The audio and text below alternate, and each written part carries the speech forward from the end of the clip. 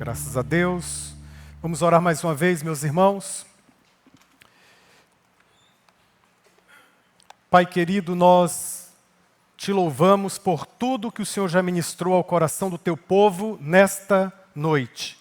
Pedimos que agora, ó Deus, por intervenção do teu Espírito Santo, tu prepares o nosso coração também para o estudo da tua palavra, a exposição da tua palavra.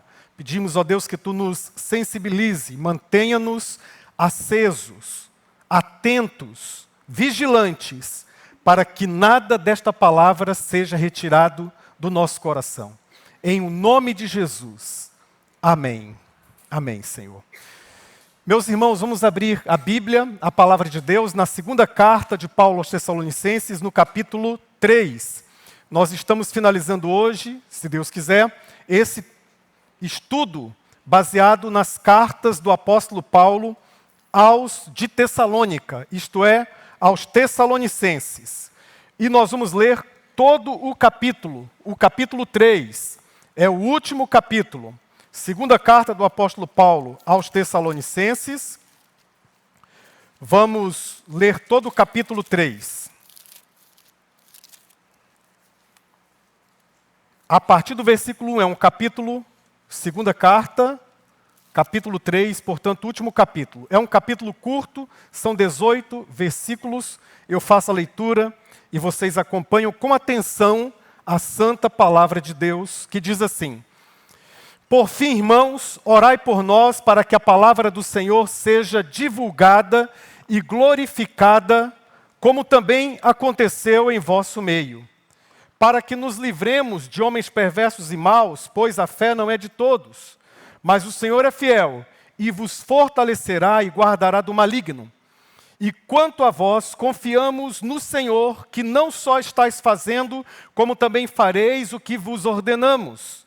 Que o Senhor guie o vosso coração no amor de Deus e na perseverança de Cristo. Irmãos, nós vos ordenamos em nome do Senhor Jesus Cristo que vos afasteis de todo irmão que vive de forma indisciplinada e em desacordo com a tradição que recebeste de nós. Pois vós mesmos sabeis como deveis nos imitar. Pois quando estávamos entre vós, não vivíamos desocupados, nem comíamos de graça a comida de ninguém. Pelo contrário, trabalhávamos dia e noite com esforço, fadiga, para não ser um peso para nenhum de vós.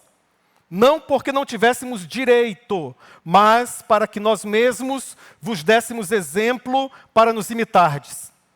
Quando ainda estávamos convosco, vos ordenamos que se alguém não quer trabalhar, também não coma. Porque ouvimos dizer que alguns entre vós vivem desocupados, não querem trabalhar e se intrometem na vida alheia. A esses, porém, ordenamos e exortamos por nosso Senhor Jesus Cristo, que trabalhando em paz, consigam o próprio pão. E vós, irmãos, não vos canseis de fazer o bem. Se alguém desobedecer às nossas instruções nesta carta, observai-o atentamente e não tenhais contato com ele, a fim de que se envergonhe. Todavia, não o considereis inimigo, pelo contrário, corrigi-o como irmão. O próprio Senhor da paz sempre vos dê paz de todas as maneiras, o Senhor esteja com todos vós. Eu, Paulo, vos cumprimento do próprio punho, o meu sinal em cada carta, e assim, é assim que eu escrevo. A graça do nosso Senhor Jesus Cristo esteja com todos vós. Amém.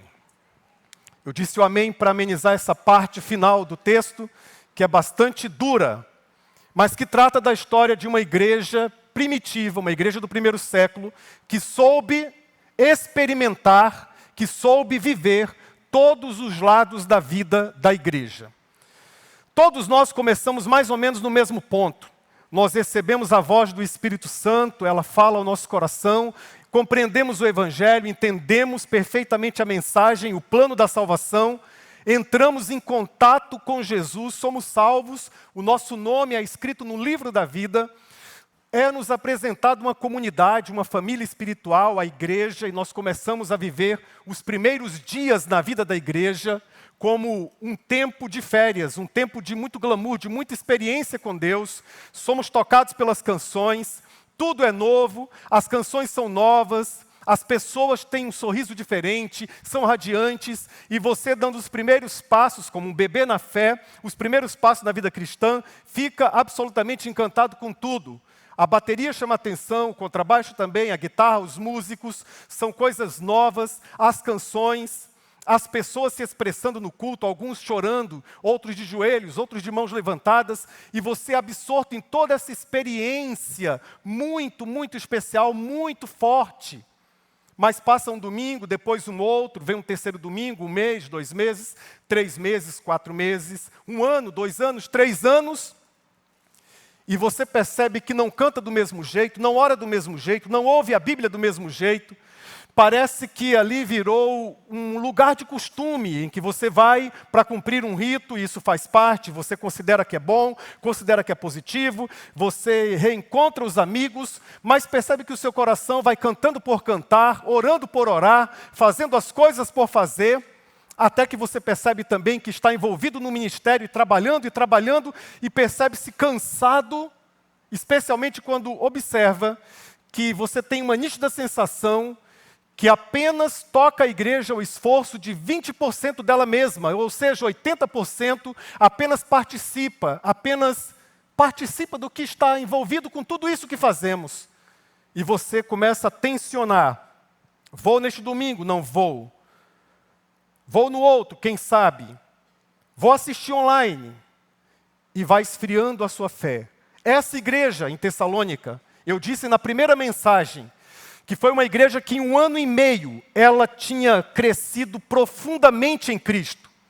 Ela foi elogiada pelo apóstolo Paulo, elogiada pelos demais apóstolos, porque em apenas 1 ano e meio, essa igreja experimentou muito poder de Deus. Mas depois deste tempo, essa igreja começou a experimentar os mesmos problemas que todas as igrejas experimentam em todas as épocas na história do cristianismo, às vezes problemas maiores, às vezes menores. Ela começou a experimentar um outro lado da igreja. Eu quero compartilhar com vocês aqui o coração do apóstolo Paulo, nessas linhas que nós lemos, para que você tenha consciência e amadureça a sua fé, que a igreja que Jesus plantou na terra, ela tem vários lados. E se nós não observarmos esses lados, nós vamos desanimar, nós vamos nos entristecer, nós vamos deixar de crescer, deixar que a maturidade fique longe de nós. Eu quero compartilhar, portanto, os lados da igreja. E o primeiro lado, que está aí dos versos 1 ao 5, é o lado sobrenatural. Esse lado sobrenatural, extraordinariamente sobrenatural, diz assim o apóstolo, ele começa com oração. Por fim, irmãos, orai por nós, para que a palavra do Senhor seja divulgada e glorificada. A igreja é lugar de oração, é lugar da palavra do Senhor, é lugar de coisas sobrenaturais, lugar de realidades sobrenaturais, como a oração. O apóstolo Paulo pede oração à igreja, mas ele pede oração, primeiramente, para que a palavra de Deus seja proclamada, divulgada. E a expressão é uma citação livre que o apóstolo Paulo faz de um salmo da Bíblia, que é o Salmo 145, que significa corrida, que a palavra corra. Olha que coisa interessante. É o texto do Salmo 147, melhor dizendo, versículo 15. O texto diz: Deus envia pela terra o seu mandamento, e a sua palavra corre com grande velocidade. Meus irmãos, a palavra corre. A palavra correu atrás de você, correu atrás de mim. Nós tentamos nos esconder, mas a palavra nos achou, nos acolheu, ali onde nós estávamos. De acordo com a mensagem do salmista, no lamaçal em que estávamos, espiritualmente falando. A palavra correu até nós, correu até os nossos, e a palavra corre. Ela corre por todos os 4 cantos da terra.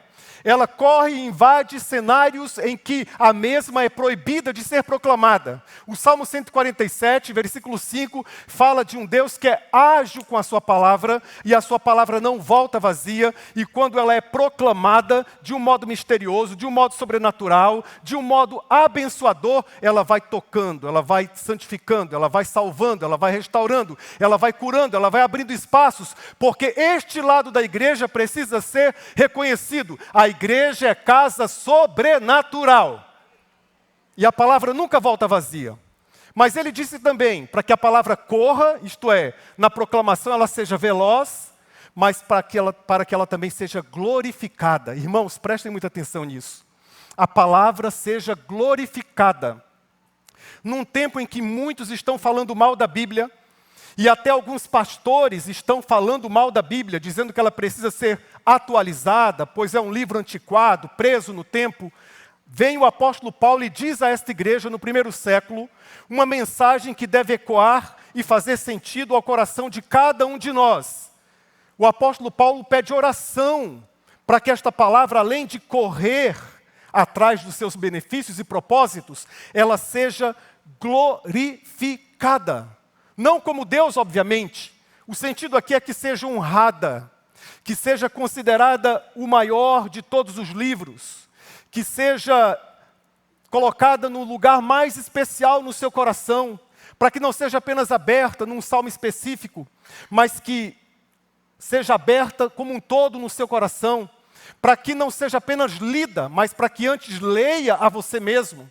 O sentido da palavra ser glorificada é que essa Bíblia, ela vai ser considerada por nós, por cada um de nós, uma palavra inerrante, uma palavra sem falhas, uma palavra que tem poder. Sabe, meus irmãos, certa vez perguntaram a Jesus sobre a palavra dele, a palavra que ele pronunciava, a palavra que ele mencionava. E Jesus disse: as minhas palavras são espírito e vida.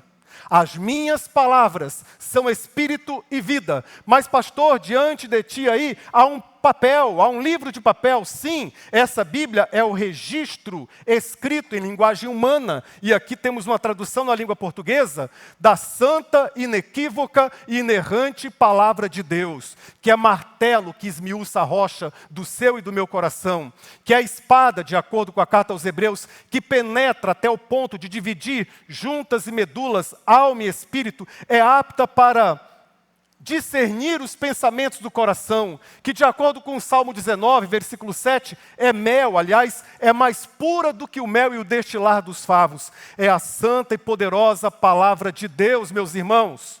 Igreja é lugar da pregação da palavra. Igreja é lugar da pregação da palavra. Certa vez eu fui a um açougue e eu procurava carne.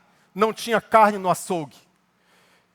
E por mais irônico que isso seja, e até engraçado, eu fui para casa pensando, como seria trágico se eu fosse a uma igreja buscando a palavra, e no lugar da palavra eu tivesse qualquer outra coisa, menos a palavra, pois eu quero reassumir meu compromisso com cada um de vocês, especialmente com Deus. Eu amo a mensagem da cruz, e até morrer eu quero anunciá-la. Este é o lado espiritual e sobrenatural da igreja, é o lado de glorificar a palavra.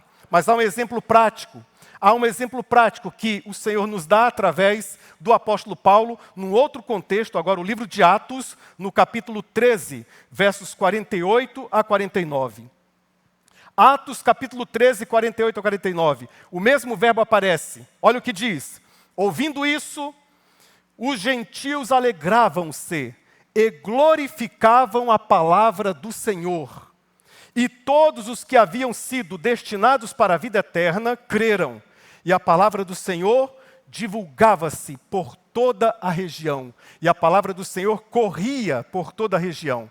E quando a palavra corria através dos seus pregadores, quando a palavra era anunciada, ela ia surtindo efeito e ouvindo, apenas ouvindo, os gentios, isto é, os não-judeus, alegravam-se e glorificavam a palavra do Senhor. E todos os que haviam sido destinados para a vida eterna creram. E a palavra do Senhor era divulgada por toda a região. Mas o apóstolo Paulo percebeu também que esse lado sobrenatural tem um lado oculto e de oposição. Não apenas os anjos, não apenas a oração, não apenas a palavra, não apenas o poder sobrenatural de Deus, mas há uma oposição todas as vezes que a Bíblia é anunciada também. É por isso que no mesmo texto que estamos estudando, ele nos diz no versículo 2, para que nos livremos dos homens perversos e maus. O sentido é passivo, é para que sejamos libertos dos homens perversos e maus, pois a fé não é de todos. Mas o Senhor é fiel e vos fortalecerá e guardará do maligno. Eis uma oração que eu tenho feito todos os dias, especialmente ao sair de casa: Senhor, que eu seja liberto das pessoas perversas e más deste mundo, porque a fé não é de todos. Eis uma percepção da batalha espiritual que eu não tinha atentado ainda até uns 10 ou 15 anos. Nós sabemos que a batalha espiritual é contra principados e potestades, mas esse texto acrescenta um elemento. Esse texto nos diz que pessoas são usadas pelo maligno. É por isso que no verso 3 a Bíblia diz: o Senhor é fiel e vos fortalecerá e os guardará do maligno. É uma linguagem militar. O que o texto está dizendo é que esse lado sobrenatural da igreja, ele conta profundamente com a intervenção de Deus através de Jesus. Ore pela sua casa, ore pela sua família, ore pela igreja, ore pelos pastores, ore pelos diáconos, ore pelos líderes, porque à medida que o tempo avança, o evangelho também avança, mas a oposição cresce. Só que a oposição não deve assustar a você, igreja de Jesus, porque a promessa do verso 3 é que o Senhor é fiel e Ele vos fortalecerá e guardará do maligno.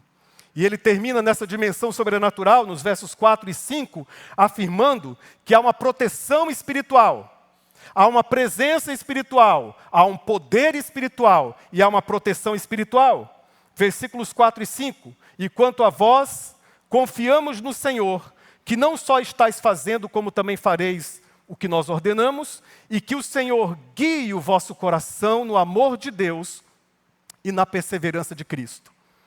Esse texto eu estudei detidamente, porque quando eu li na porção original do texto, a palavra guiar significa guiar como quem conduz um cego. O que o texto está dizendo é que nós não conseguimos enxergar o que é melhor para nós. Nós estamos na igreja, estamos sendo ministrados, discipulados em certa medida, estamos aprendendo coisas novas a cada ano, mas mesmo assim, muitas vezes nós temos pontos cegos. Alguns têm pontos cegos em relação à família, outros em relação à criação dos filhos, outros em relação ao casamento, como um cristão deve tratar o seu cônjuge, outros em relação aos negócios, outros em relação à vida espiritual. E Paulo nos diz que essa oração, essa intercessão constante da igreja, é para que também, como cegos, nós sejamos guiados para dentro do amor de Deus e dentro da perseverança de Cristo. Dentro do amor de Deus, para você ser acolhido, abraçado, sustentado. E dentro da perseverança, para você nunca desistir da vida da igreja, porque é vida do corpo de Cristo, é vida da família, a família da fé, a família de Deus. Mas você precisa ser conduzido. E a minha oração nessa primeira parte da mensagem, temos outras, é que você e eu sejamos conduzidos nos nossos pontos cegos, para dentro deste cuidado, deste ambiente, no qual experimentaremos a presença de Deus, o poder de Deus e a proteção de Deus. Bendito seja o nome do Senhor. Mas prepare-se, porque tem outros lados. Tem um lado sobrenatural, conforme vimos, mas tem um lado comum e prático. Agora o apóstolo Paulo aterrissa do terceiro céu e vem para o dia a dia. Agora o pastor José Júnior aterrissa e vem para a Avenida Presidente Augusto da Costa Marques, 580, para falar com um povo de carne e osso, como ele. Agora nós estamos tratando de realidades. O que o apóstolo Paulo está dizendo é, toda igreja formada por seres humanos e ela vai ter problemas. E são problemas diversos. Aqui ele tipifica um exemplo, mas existem outros exemplos. Ele nos diz no verso 6, irmãos, nós vos ordenamos, em nome do Senhor Jesus, que vos afasteis de todo irmão que vive de forma indisciplinada e em desacordo com a tradição que recebestes. Ou seja, o lado comum e prático é o lado da ordem, da organização, sem a qual a igreja não vai adiante. Agora, eu quero transportar vocês para o primeiro século e trazer a atmosfera do primeiro século para nós. Imagine-se numa igreja em que o pastor chegasse diante dos irmãos e falasse assim, aqui está a lista dos irmãos que estão andando desordenadamente. Fulano, fulano, fulano e fulano e fulano. Afastem-se deles. Eu pergunto, vocês se afastariam dos irmãos ou do pastor? Pelos vizinhos já vi que eu ficaria sozinho na história. Porque é exatamente isso que acontece muitas vezes. O apóstolo Paulo dá uma ordem, e a expressão ali do verso 6 é uma expressão que deu origem à nossa linguagem tático. Ele vem mais uma vez e traz a realidade de um exército.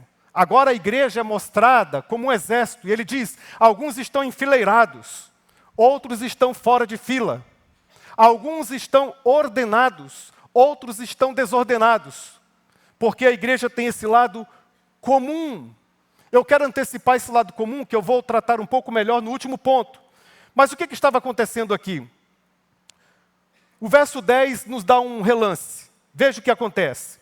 Quando ainda estávamos convosco, disse o apóstolo Paulo, vos ordenamos que se alguém não quer trabalhar, também não coma, porque ouvimos dizer que alguns entre vós andam desocupados, não querem trabalhar e se intrometem na vida alheia. Esse ouviram dizer também foi engraçado do apóstolo Paulo. Alguém em Tessalônica, algum cristão lá, foi dedurar os irmãos lá para o apóstolo Paulo e disse, a coisa está feia em Tessalônica. O que estava acontecendo na igreja, irmãos? Eles receberam algumas cartas, de acordo com o apóstolo Paulo, falsas, pseudo-epígrafes. Pessoas que escreviam uma coisa qualquer e assinavam como apóstolo Paulo. O que essas cartas falavam? Que Jesus já tinha voltado ou que estava pertinho de voltar. Também algumas mensagens, alguns pregadores itinerantes que chegavam lá e falavam, olha, Jesus está voltando e pode voltar agora, mas sem nenhum lastro, fundamento bíblico ou lastro teológico. E aquilo criou uma confusão tamanha na igreja. Mas um grupo especificamente, que ele chamou de atáticos, ou seja, fora da tática, fora da fila, fora da ordem, eles pensaram assim, bom, Jesus está voltando. Hoje é domingo, dia 1º de fevereiro, ele pode voltar. Amanhã é segunda-feira, se Jesus está voltando, eu não vou mais trabalhar. Eu não vou mais trabalhar. Até aí, cada um cuida da sua própria vida, o apóstolo Paulo disse aqui. Mas só que eles foram adiante, eles falaram, e a igreja pode me sustentar. Que coisa bonita, que coisa bacana, eu não trabalho, mas a igreja me sustenta. E eles se encostaram na igreja e começaram a querer viver uma comunidade, uma realidade absoluta nesse sentido. E o apóstolo Paulo disse, eu já estive com vocês uma vez, eu não vou falar 2 vezes. Eu já disse, quem não quer trabalhar também não coma. Ele deixa claro que a igreja precisa e deve continuar ajudando as pessoas necessitadas. As pessoas, como ele classifica no outro texto, órfãos, viúvas, pessoas vulneráveis. Ele está incentivando a igreja, no verso 13, a continuar fazendo bem. O versículo 13 diz, mas ele está chamando a atenção para uma distorção daqueles que estavam fazendo 3 coisas na igreja. Eles estavam recebendo doutrina errada, repassando doutrina errada e falando mal da vida de todo mundo. Eles falavam mal da vida de todo mundo. No almoço de domingo comiam o coração do pastor. No almoço de domingo, na pizzaria, comiam o fígado do diácono. Na segunda-feira, o facilitador de pequeno grupo era o menu principal. E eles iam falando mal uns dos outros. A expressão é quase sinônimo da nossa mexericos. Eles iam espalhando. Agora, irmãos, preste atenção nesse lado prático da igreja. Imagina-se, vamos voltar ao 1º século. Eu, pastor de uma igreja dessa, chegasse para os irmãos e falasse assim, olha, irmãos, está cheio de fofoqueiro aqui entre nós. O nome desses fofoqueiros está aqui. Fulano, fulano, fulano e fulano. A partir de hoje, vocês se distanciem desses irmãos.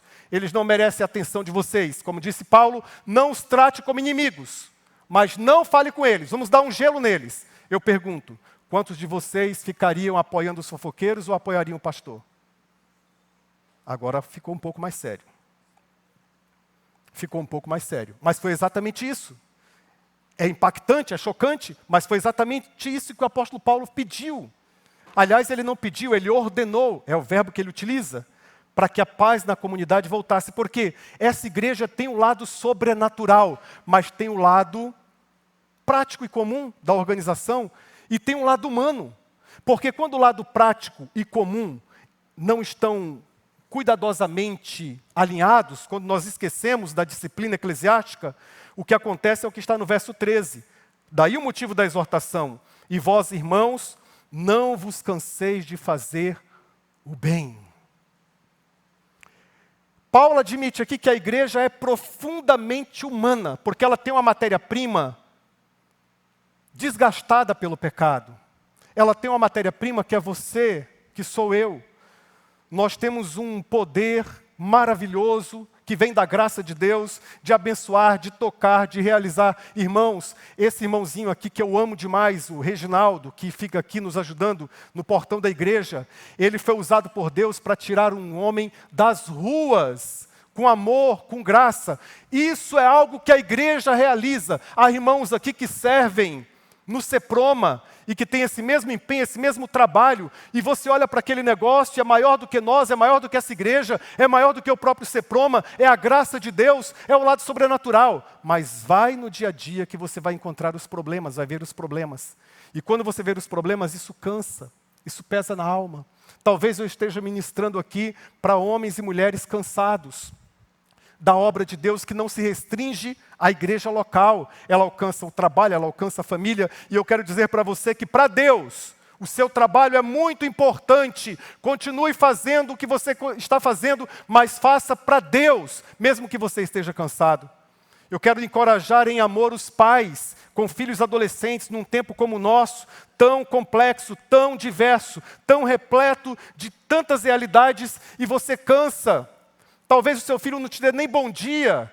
Você se sente um motorista, um James, que vai e volta. Perdão aos James, é uma alusão a um filme antigo. Você vai e volta, o menino ou a menina não fala nem bom dia. E você volta para buscá-lo na escola, ele não fala nem bom dia. E você se pergunta sobre o seu papel de pai, o seu papel de mãe. Você está cansado, você está cansada. Mas nesta noite o Espírito Santo quer renovar a sua vida. Vale a pena o que você está fazendo. É apenas o lado humano. Não se canse de fazer o bem. Não se canse de fazer o bem, diz o versículo 13. Por que Paulo diz isso? Porque agora ele prepara os nossos ouvidos para o último lado da igreja, que é o lado difícil. Por isso que ele fala do lado prático, depois ele aterrissa no lado humano, mas agora ele chega no lado difícil. E o lado mais difícil da vida comunitária é a confrontação. Nenhuma igreja do Novo Testamento deveria viver sem confrontação. Mas quase todas as igrejas, a partir de 400 membros, já não sabem mais o que é confrontação, que é característica da disciplina eclesiástica. A comunhão é o filé da vida cristã, mas a confrontação é osso. A comunhão é extraordinária, todos nós gostamos. Mas confrontar o erro é espinho. Mas como eu aprendi com o pastor Daniel Barbosa, que é pastor nessa igreja também, o reino de Deus é sem condenação, mas não sem correção. Existe correção. E nós precisamos ser corrigidos uns pelos outros. Bendita a igreja, feliz a igreja em que os irmãos mais maduros e mais experientes confrontam uns aos outros com a sua experiência cristã.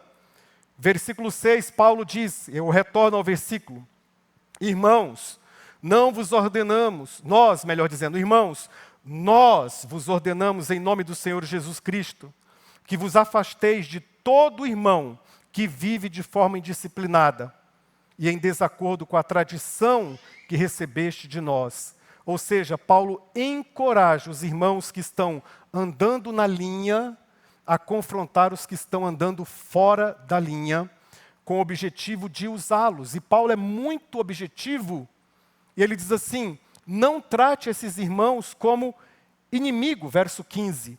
Não os considereis inimigos, pelo contrário, corrigi-o como irmãos. E ele faz 3 apelos. Primeiro, ele apela ao exemplo dos líderes, do verso 7 até o verso 9. Ele diz, olha, nós, os apóstolos, trabalhamos, demos o nosso suor, demos o nosso sangue. Façam a mesma coisa. Segunda realidade, ele faz uma direção pastoral clara. Versículo 12, ele diz, a esses que estão fora da linha, nós ordenamos. Não é um pedido, não é uma opinião, não é por favor, é uma ordem. E esse é um aspecto que a igreja do século 21 não está acostumada. Mas é uma ordem espiritual.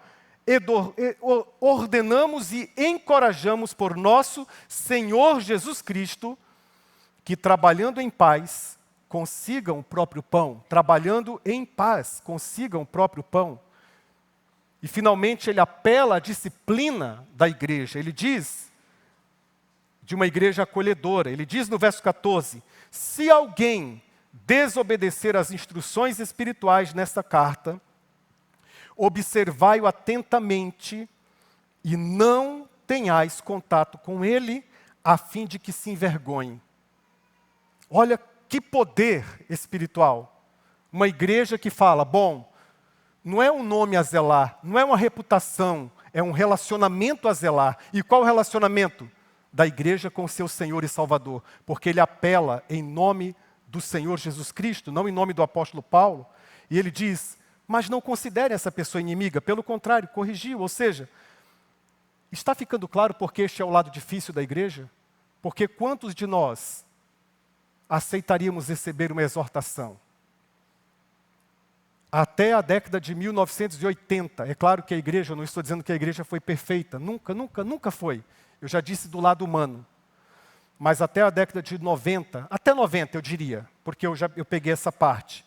Todos os cristãos que eram batizados numa igreja batista, nós tínhamos no verso do certificado de batismo um pacto de membresia. E esse pacto de membresia, uma das linhas, um dos parágrafos dizia assim: se você um dia sair dos caminhos, se você um dia pecar contra a palavra de Deus, você aceitaria receber um grupo desta igreja para te corrigir, para te ajudar a voltar para a caminhada? E a pessoa tinha que falar sim, ela assinava dizendo sim, se eu sair eu quero receber um grupo da igreja. Agora, sejamos honestos, nós já estamos caminhando para o fim. Quantos de nós aceitaríamos de bom grado sermos confrontados duramente, como o apóstolo Paulo colocou, não com base na opinião humana, mas na santa palavra de Deus que deve ser honrada, glorificada? Por isso que é o lado difícil. E Paulo termina de duas formas. Ele diz que alguns poderão receber essa repreensão de forma bíblica e outros não. Eles vão continuar no erro. E aí o apóstolo Paulo traz um dos atributos de Deus no verso 16. Ele diz, verso 16, o próprio Senhor da paz sempre vos dê paz, de todas as maneiras. O Senhor esteja com todos vós. De um modo magistral que só o apóstolo Paulo sabia fazer, inspirado pelo Espírito Santo. Ele volta, vocês perceberam esse movimento? Ele volta para o lado sobrenatural. Ele fala, ele corrige como um pai amoroso, ele exorta, mas ele já está quase perdendo o seu auditório. Eu acho que eu já perdi há algum tempo. Ele já está quase perdendo o seu auditório. Ele puxa de novo o fio e ele diz, o Deus de paz vos dê a paz. Ele lembra a justificação de Romanos capítulo 5, verso 1. Justificados, pois, pela fé, temos paz com Deus. Ele que está ensinando a igreja a não tratar o próximo como inimigo, ele lembra que Deus não nos trata como inimigos, mas Ele, por causa do sangue da nova aliança, fez entre o Pai e nós a paz. Por isso ele diz, esse Deus da paz, Ele dê a paz ao coração de vocês. Talvez esteja alguém aqui nessa noite precisando ser apaziguado. A palavra de Deus tem o poder de apaziguar o seu coração, em nome de Jesus. Ele volta para a dinâmica sobrenatural e finaliza com a assinatura da graça. Não é assinatura legalista, não é assinatura moralista, não é o puxão de orelha de um tio que não tem compromisso, é um puxão de orelha de um pai que ama e que acolhe. E o apóstolo Paulo termina exatamente assim, a graça do nosso Senhor Jesus Cristo esteja com todos vós. Mas olha o que ele diz no versículo 17, um versículo antes. Eu, Paulo, vos cumprimento do próprio punho. É o meu sinal em toda carta. Em toda carta eu escrevo com letras enormes. Eu escrevo do próprio punho. É assim que eu escrevo. Em outras palavras, Tessalonicenses, essa carta é verdadeira. Tessalonicenses, essa mensagem é de alguém que ama vocês. Não é de alguém que está dando tapinha nas costas de vocês, dizendo, vivam do jeito que vocês querem, da forma que vocês querem, e no final vocês vão para o céu, porque vocês já têm um passaporte carimbado. Não! Não é uma carta falsa, não é um documento fake, é uma carta de amor, mas tem uma assinatura, e essa assinatura é a assinatura da graça, porque no versículo 18 ele diz: a graça do nosso Senhor Jesus esteja com todos vós. E eu concluo essa mensagem, e eu quero orar por você dizendo: a graça do nosso Senhor Jesus seja com todos vocês. Vamos fechar os olhos, vamos orar. Eu quero orar por sua vida, eu não vou chamar ninguém à frente, nós vamos cear daqui a pouco, mas já é até uma estação para nós nos prepararmos para a ceia. Eu quero dizer isso com todo o respeito que nutro pela casa, pela Primeira Igreja Batista de Cuiabá. Mas eu apelo ao coração dos seus membros agora. Irmãos em Cristo, com quais pessoas nos identificamos na passagem desta noite? Com aqueles que estão sendo encorajados para exortar outros em amor, para confrontar em amor, com aqueles que ainda que de forma imperfeita estão andando na linha? Ou será que nós estamos entre aqueles que precisam ser corrigidos, confrontados em amor, aproximados? Como está o meu compromisso com a minha igreja local? Eu estou simplesmente vendo as coisas ou estou participando da história da mesma? É isso que o apóstolo Paulo, em outras palavras, está dizendo. Eu tenho me nutrido do lado sobrenatural, mas não quero nem saber do lado prático, comum, humano, e do lado difícil, me mantenha distante. Eu vou falar com o irmão, ele vai dizer: o que você tem a ver com isso? Cuide da sua vida. Mas nesta noite nós estamos relembrando mais uma vez com a santa palavra de Deus, que foi glorificada nesta noite, que este Deus, que é o Deus da palavra, tem um povo, que é o povo da palavra, e esse povo da palavra é corrigido pela mesma palavra. O povo que foi alcançado pela palavra é corrigido pela palavra, rumo à santidade. Sem o apego pela santidade não há poder espiritual. Sem apego pela santidade, o lado sobrenatural da igreja fica apenas um apêndice, uma nota de rodapé. Sem o apego à santidade, o lado sobrenatural fica distante. Mas nesta noite, pela palavra glorificada, proclamada, que correu até você, a palavra de Deus correu até o seu coração. Ela quer mudar, quer transformar casamentos, famílias, quer transformar pais, quer transformar filhos, começando amanhã de manhã, para ele dar o bom dia do papai e da mamãe, para ele dar a boa tarde quando retornar, quer tornar-nos pessoas mais dóceis, moldadas, transformadas pela palavra de Deus. Igreja não é um clube. Um clube tem seus sócios. Igreja tem seus servos, servos de Deus. Pai, em nome de Jesus, essa guerra que muitas vezes surge dentro de nós quando a palavra é proclamada, manifesta-te aqui como Deus da paz, que nos dê a paz de todas as maneiras. Em nome de Jesus. Amém, Senhor.